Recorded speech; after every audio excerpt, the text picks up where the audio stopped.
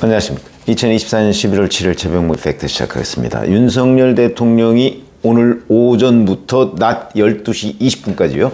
2시간 20분간 기자회견을 했습니다. 한 15분 정도 본인 그 담화를 얘기를 했고요. 그 다음에 기자들의 질문을 뭐 무한정 받겠다 그러는데 뭐 무한정까지는 아니고 한 2시간 5분 정도 기자들의 질문을 받은 거죠. 그 답변을 했는데 우선 초반부터 담화에다가 사과부터 했습니다.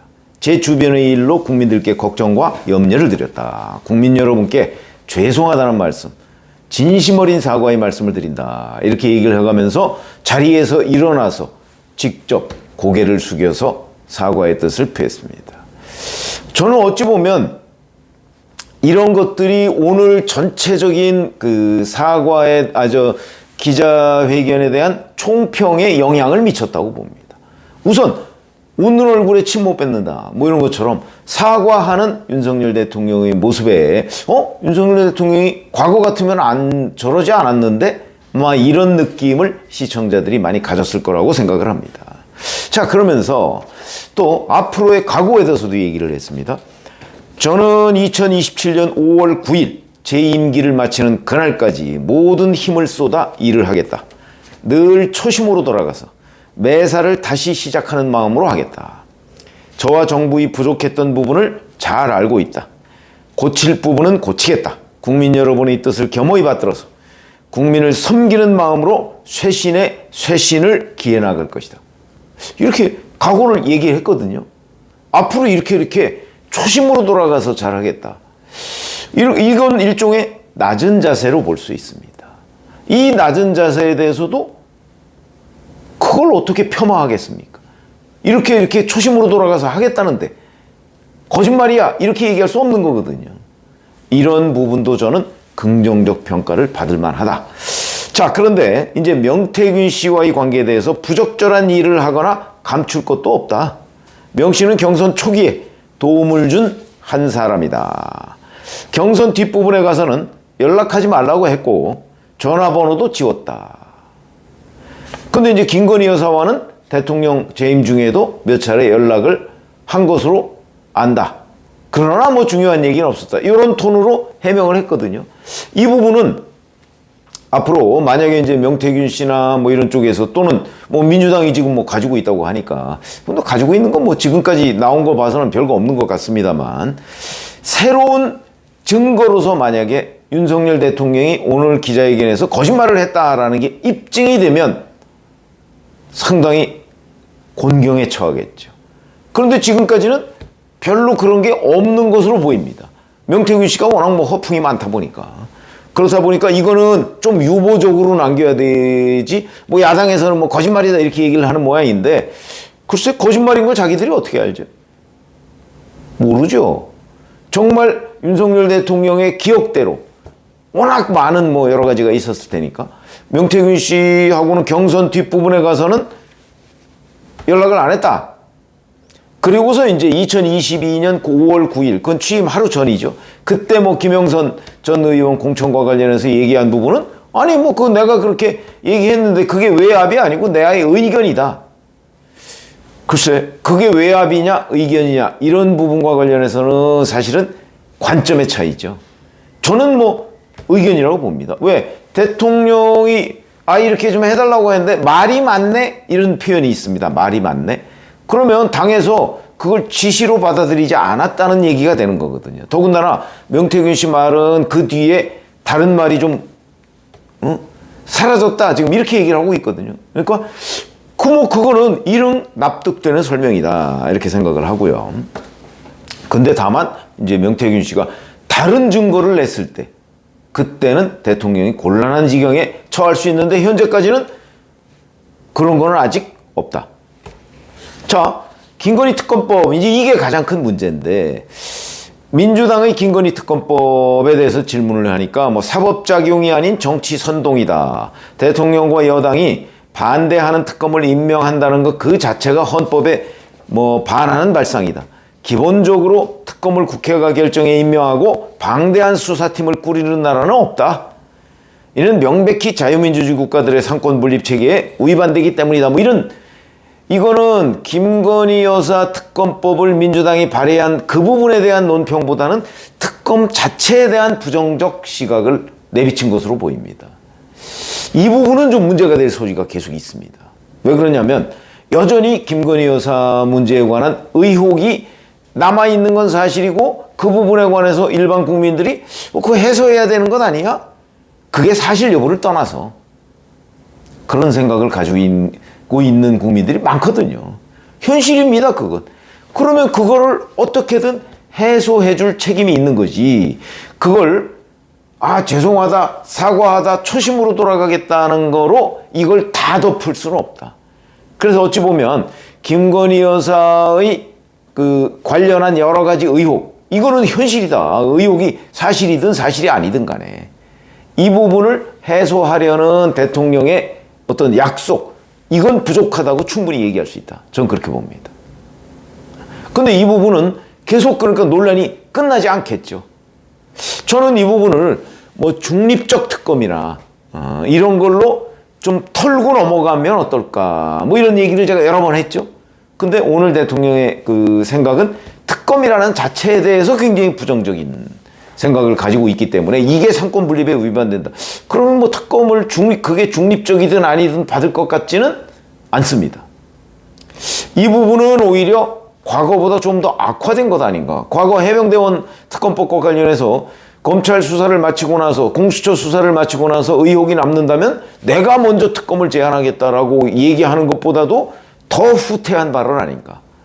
그렇다면 의혹에 대해서 여전히 국민들은 검찰 수사만으로 해소됐다고 생각은 안 할 거거든요. 요거는 여전히 그러니까 해결되지 않은 과제다 이렇게 보고요. 이거 굉장히 중요한 겁니다. 이게 지금 굉장히 중요한 의혹 아닙니까? 자, 그리고 이제 쇄신 부분에 관해서는 적절한 시기에 인사를 통한 쇄신의 면모를 보여드리기 위해서 벌써부터 인재풀에 대한 물색과 검증에 들어가 있다. 이미 쇄신자가 왜 착수했다 이런 뜻입니다. 다만 내년도 국회 예산이 마무리되고 나면 내년도에 신속하게 예산 집행을 해줘야 민생이 원활히 돌아갈 수가 있고 1월 중에 미국 새 정부가 출범하겠지만 사실 모든 틀은 한두 달 사이에 전부 짜진다. 여기에 대한 대응 등을 감안해서 그 시기는 유연하게 생각하고 있다. 이렇게 얘기했거든요. 그러면 당장 인적 쇄신을 하지는 못할 것 같다. 지금 뭐 예산안 뭐 이런 거, 그 다음에 미국 정부 출범 뭐 이런 것 때문에. 그러나 이미 검증에 들어갔다. 이렇게 얘기를 하니까 이 부분도 이제 조금 유보적입니다. 자, 앞으로 인사쇄신을 하는 거를 좀 이제 봐야 되는 거죠. 그런데 당장은 안 한다 그랬더니 또 일부 뭐 한겨레신문이나 이런 데서는 즉각적인 쇄신 거부 이렇게 이제 제목을 달았던데 그거는 아니죠. 쇄신 거부는 아닙니다. 쇄신을 하겠다. 다만 시기적으로 조금 유동적이다. 뭐 예산안 통과, 미국 정부 출범 뭐 이런 것들 때문에 유동적이다. 이런 얘기를 한 거죠. 요거는 이제 모양을 어떻게 갖고 가느냐에 따라서 저는 뭐 충분히 여튼 그 어떤 전환점을 마련할 수 있는 것 아닌가 이렇게 생각이 들고요. 이제 한동훈 대표와의 관계에 있어서 정부는 정부대로 당은 당대로 국민을 위해서 가장 유능한 정부, 가장 유능하고 발빠른 당이 되기 위해서 일을 열심히 같이 하다 보면 관계가 좋아질 것이라 생각한다. 그러니까 관계가 나쁘다는 데 대해서 딱히 부인하지 않았다. 뭐 이런 거고요. 자, 그러면 이제 전체적으로 평가를 해보면 제가 왜 윤석열 대통령의 오늘 회견 내용을 이렇게 쭉 설명을 했느냐면 이 부분에 대해 국민적 의혹이 남는 부분이 얼마나 크냐에 따라서 민주당의 공세가 집중이 될 거거든요. 근데 일단 총론적 사과를 한 부분에 관해서는 민주당이 별다른 시비를 걸지 못할 것이고 다만 이게 뭐 사과가 부족하다 뭐 이런 얘기는 할 수가 있겠죠.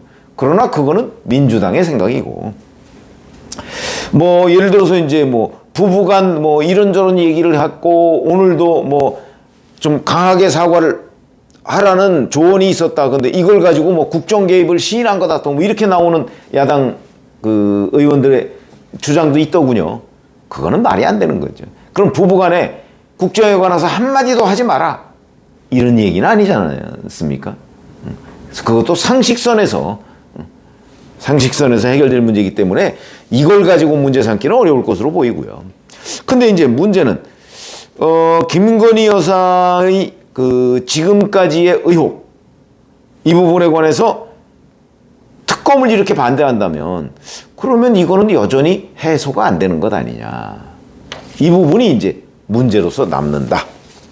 그런데 우리 이런 거 한번 전체적으로 보면 과거에 뭐 개사과 발언, 그 다음에 이번 총선을 그 앞둔 의료계 담화, 뭐 이것처럼 그 최악, 오히려 국민을 염장 지르는 듯한 기자회견, 이게 아닌 거는 분명합니다. 그렇죠? 그렇다고 해서 모든 의혹에 대해 완벽하게 해명했다. 또 그것도 아닌 건 분명합니다. 특히 김건희 여사 의혹 문제에 대해서. 그러면 최선도 아니고 최악도 아닌 그 중간 언저리 어딘가에 있다. 그러면 이제 물론 이번 주 금요일에 발표될 이번 주 금요일이 내일이죠. 내일 발표될 갤럽 조사 결과에는 아마 조금 더 빠질 수도 있습니다. 지지율이. 그건 왜 그러냐면 이거는 화, 수, 목인데 아마 이미 거의 끝났을 겁니다. 조사가. 그러니까 오늘 그 윤석열 대통령의 기자회견 내용이 그 여론조사에 반영이 안 될 겁니다. 그러니까 오히려 조금 빠지거나 아니면 뭐 그냥 보합 이 정도로 갈 가능성이 있죠. 그러나 다음 주 금요일에는 이런 기자회견 내용이 다 반영이 된다. 이제 그거는 한번 뭐 봐야 되지만 제가 예측컨대는 이 정도라면 최선, 최악 두 개는 다 아닌 것 같고 중간 언저리인데 이 정도라면 뭐 야권에서 기대했던 야권은 이게 최악의 국면으로 가서 탄핵 열기가 확산되는 이런 계기로 삼으려고 했던 거 아닌가요? 그래서 사실은 이번 주말 내일 모레 그 민주당이 시민단체 등과 이제 비상시국회인가 뭐 거기랑 같이 하려고 하다가 또 다시 바꿔서 이제 민주당 단독으로 하기로 했고 다음 주 토요일에는 조국혁신당과 합동으로 하기로 했고 아마 이재명 대표 그 의중교사 혐의에 대한 1심 선고 다 끝나고 나면 그때부터는 이제 노골적으로 탄핵 국면으로 아마 몰고 가려고 할 겁니다. 저는 거기에 차질이 빚어졌다고 보는 거죠. 왜? 윤석열 대통령이 민주당의 기대만큼 그렇게 최악의 회견을 해준 게 아니거든요. 저는 아니라고 봅니다. 그렇다면 지지율이 지금보다 훨씬 떨어지는 사태도 없을 거다. 그러면 민주당은 지금보다 최악의 기자회견을 해서 지금보다 더 지지율이 떨어져 나가면 그걸 도화선으로 해서 탄핵 열기, 헌정 중단 열기로 몰아가려고 했는데 그게 아니네. 이렇게 되면 결국 탄핵 시나리오, 헌정 중단 시나리오에 차질이 빚어진 것 아니냐. 저는 그렇게 판단을 합니다. 그래서 윤석열 대통령이 사과도 하고 적절한 수준에서 해명을 했는데 물론 그 해명이 완벽하지 않습니다. 특히 김건희 여사 의혹 문제에 대해서. 그렇기는 하지만 그렇다고 해서 또 국민을 염장 지르는 정도의 그 적반하장식의 해명은 아니었다.